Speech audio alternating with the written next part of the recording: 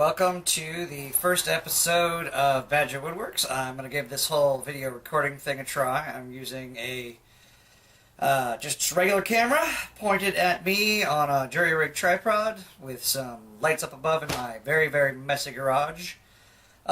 Today, in this experiment to see whether or not I can actually pull off this recording thing, I'm going to basically show you some of the work that I've been doing on my shop sign. I'm mostly completed, but I wanted to finish up a couple of the S-scrolls on the outside edge. So, let's see how this goes. Okay, here in the foreground, you should see my shop sign that I've been working on. Done a little bit of work on the letters. This is a new technique for me here, trying this out. So it was just outlined and then relieved. Background, here's the S-scrolls. It will travel all the way around the border, so I'll have two here and two here. And that looks pretty much all that's left to finish with this sign. So I'm going to get my tools ready, and we'll do another one of those fancy jump cuts. Okay, I'm going to talk a little bit real quick about chisels. I don't have a gigantic collection, but I have a pretty decent collection. It's a mishmash of different brands. I started out with Swiss made from Woodcraft, picked up some vintage ones, modified some firmer chisels that I picked up at a flea market, and this baby, which I got from Lee Nielsen, I believe it's an Arroyo. Very, very nice. Very comfortable. It's got this swallowtail, I guess they call this, and it's just really comfortable to hold, as opposed to some of the other ones I've seen. But if you're just looking to start out, your V-tool is probably your most important chisel, so don't skimp on this one. But there are some decent ones. The Swiss Made's a great starter one. I started with it. You can expect to spend probably 40 to 50 bucks on that, and then you can build out from there. But a lot of the designs I do, and a lot of the stuff I've researched, could be done almost exclusively with the V-tool. Another really useful one is this flat small gouge for relieving backgrounds, and then a variety of gouge shapes that you can use to outline your designs, and then a couple of flats. You could use bench chisels if you're just starting out. So there's some information out there, and I'm sure I'm going to cover in another episode, if I do another episode, about sort of chisel selection and things like that. I keep mine wrapped up in this nice little pouch that tool roll my wife made me, which I appreciate. Hammers. I use a variety. I initially started out, I turned my own applewood. See, I've used this quite a bit. It's gotten some love, given some love. It's been pretty effective. I like it because it's got a nice short handle. I don't have to choke up on it. And then you've got your sort of newer wave brass head mallet. These things have a lot of weight in a small package. This is a Lee Valley. Their Apprentice series, or whatever they call the low end.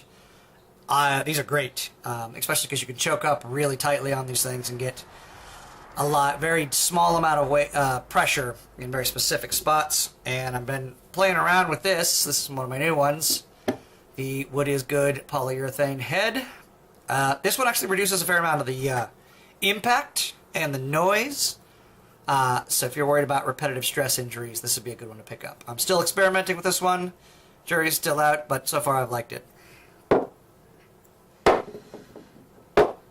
Next, something that I highly recommend, and I picked this up from Chris Pye's recommendation, carving brush. And this is a natural bristle, super cheap, but stiff. And it's used just like that to remove chips and burnish the areas. It also gives it kind of a stress test, in my opinion, where if you've got any weak spots, you will find out really quickly, which is better to find out before you start as opposed to after you start. So that's the rough layout of tools. I'm going to start out On these S scrolls right here. More than likely, I'm going to do this without sound. It's because I'm going to turn on my tunes and get to it. So we'll see how this goes.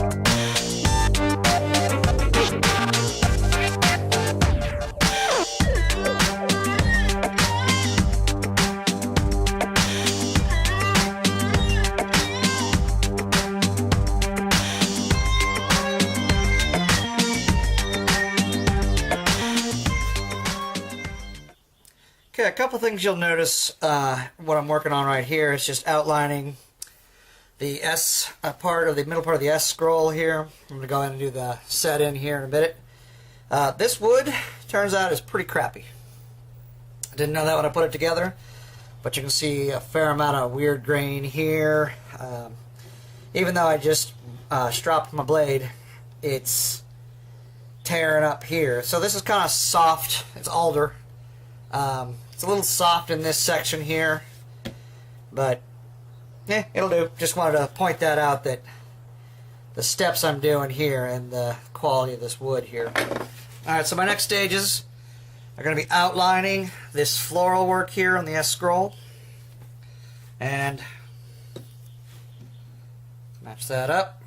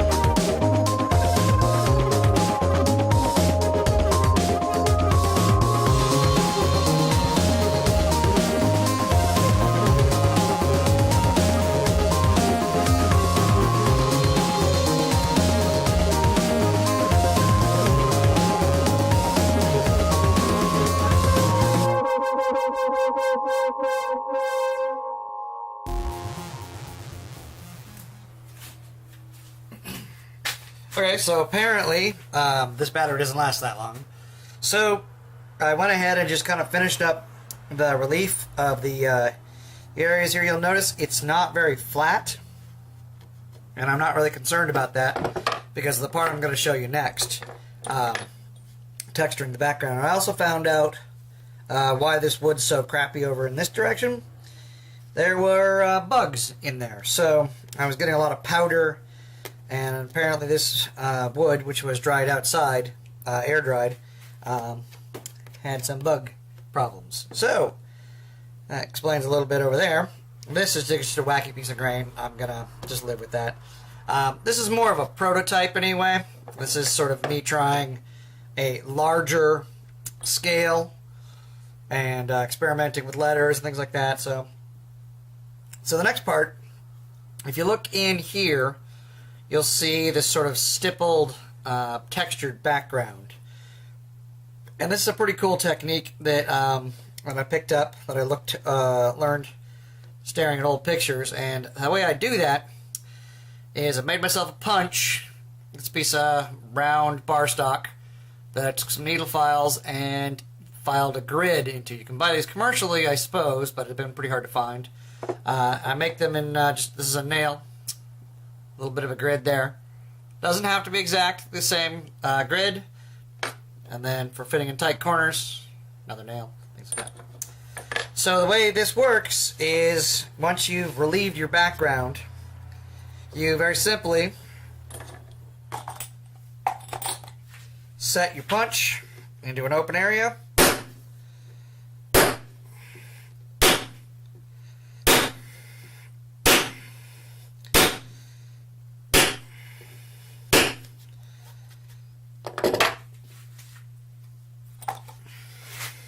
Use the smaller ones, get in the corners, and you just do that all throughout. This takes the background and makes it roughly even, gives it some texture, some visual pop. And that's just a technique I learned from staring at very old pictures, or old pictures of old things. The pictures were relatively new. And since my battery's probably going to die on me soon, what I'm going to do is I'm going to turn it off and I'm going to finish this out.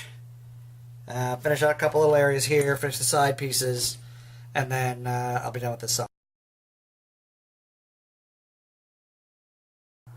Okay, and that was the end of the video. I'm going to finish this up later, working on some of the technical details on how to work the camera, how to maintain battery life. So hopefully this isn't too disjointed. Anyway, this was my attempt at making a video, so we'll see how it goes from here.